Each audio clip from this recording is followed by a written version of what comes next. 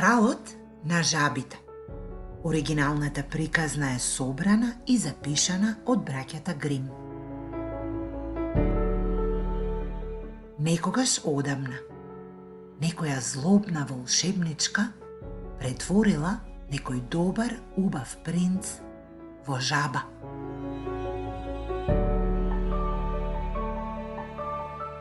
Волшебничката ја фрлила жабата во бунар.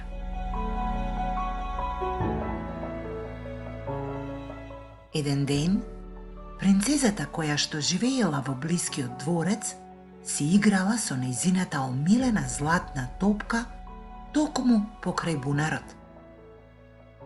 Но златната топка паднала во бунарот.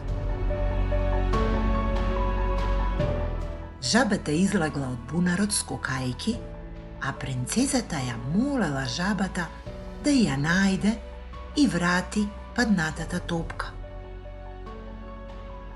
Ако ми ја вратиш топката, ќе ти дозволам да живееш со мене во мојот дворец, ќе јадеш од мојата чинија и ќе спиеш на мојот кревет. Лажно ветувала принцезата. Жабата се согласила и веднаш ја подала загубената златна топка. Во мигот кога принцезата повторно ја добила омилената топка, избегала кон дворецот, заборавајќи на ветувањето што и го дала на жабата. Кога принцезата му раскажала на нејзиниот татко кралот што се случило, тој налутено и рекол: ветувањата мора да се исполнат. Веднаш врати се и донеси ја жабата во дворецов. И така, принцезата и дозволила на жабата да јаде од нејзината чинија и да спие на нејзиниот кревет. Ветувањето морало да биде исполнето. Но утрото, наместо жаба, принцезата видела убав принц во нејзината соба.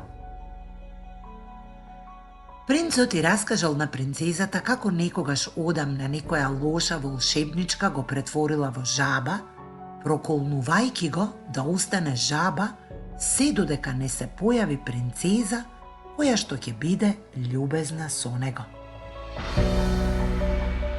Принцот и принцезата се венчале. Живееле долго и среќно до крајот на животот. Тука е и крајот на нашата денешна приказна, а јас за тебе имам едно важно прашање. Дали ти ги исполнуваш дадените ветувања? Размисли и одговори. Довидување.